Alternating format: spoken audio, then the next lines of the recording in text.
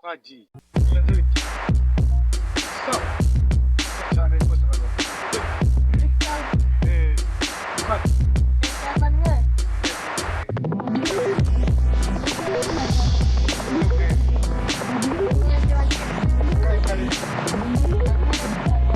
Rwanda rugizwe n'ibintu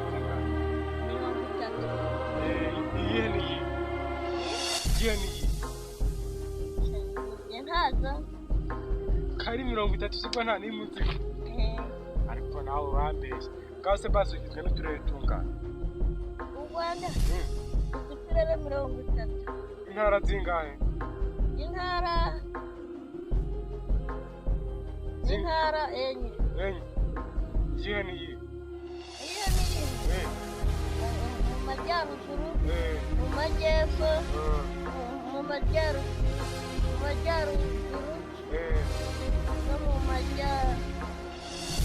no mu majyahera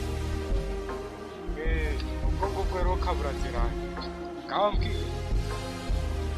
akarere ka Nyaruguru kabe n'umuntu bitanga uwuhe mumenyi yewe pe ni ukuri kwanjye ntani wazi ntawuzi noneho twagiye umunsi turi ku izihe tariki turi ku itariki 18 z'ukwezi kwa kangahe zo kwa 10 bibiri na kangahe 2025 turapfura buryo uzi ko ubizi wiga mu wa kangahe wiga mu wa kane ufite imyaka ingahe mfite imyaka 10 wiga mu wa kane ariko warasibe bigaragara none se ubu hano uri ni iwanyu ndetse kuki tujya tujya basi no mu mirimo kandi usanzwe wicaye aha ngaha ni ukubera yewe rero bari bambwa ko ngiye acunga voka nurangiza kuzicunga ubwo ngubwo nyine yewe wacu nyine niba kanyegewe ngeze njya mu kandi kazi urahita ukora nk'iki yewe ndahita njya nko gutora imitego nkabura n'ihene cyangwa nkahira urukwavu rwari rwo amafaranga wakwihereye amafaranga Imana yarangabiye Imana yakugabiye Imana yakugabiye rero rero yigeze kumakaze ndatwara narangiza urwara iki ndatwaye ibishimbo mama iwande wawe urangije gutwara cyangwa nyine bitangera nyanigurira agakwavu cyangwa nigurira nk'agakabutura agakwavu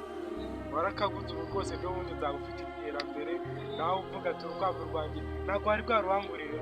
nararurangurire ubu ngubu uriteguye kubyara wenda rwabyara utaruhera iki none cyane rero yewe ntabwo rwanjye nzagwahirira ndandika kugwahirira ndetse n'amazi cyangwa duhe n'ibyo shaka none se ubundi uvukana n'abantu bangahe mvukana nk'abana bane ni wowe mukuru ariko umukuru ntihagenda ari iwanyu abana bose bari nawe uriga kandi ubona bigenda ubu wari wabaye nk'uwakangaho uvamo harya ntiwasibira narasibiye wari wabaye wakangaho ugira ngo usibire yewe nanabaye nk'uwa 20 ntabwo wigeze uba wanyuma mu buzima bwawe none se n'ukuri ubundi wasibira hanyuma wari wabaye wahawe bari baduhaye tesite tudahise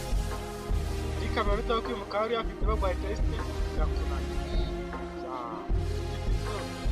ariko nta kundi wakwihangana kandi n'abagusize uzabasangamo bamwe na bamwe bireka gutera ubwoba usibiye kangahe cyane yagiyemo kabiri kode ngaho rero gahunda ni ukwiga cyane ugatsinda ubundi nkazajya kumva ngo uri nk'umwarimu uri umuyobozi sibyo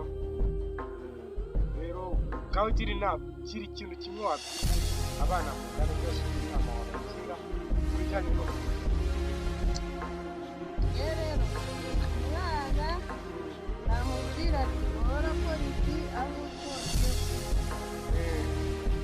inama wamugira ntabwo wamubwira ngo komereza aho ngaho wumve kameramani kigali ntabwo wagisoza noneho ntayo nibutsa abantu gukora subscribe aha ni kuri Itozi TV ciao ciao turabakunda cyane mwabibonye ko twatangiye kuzana noneho tuzenguruka mu misozi tubashakira amakuru yimbitse ciao ciao turabakunda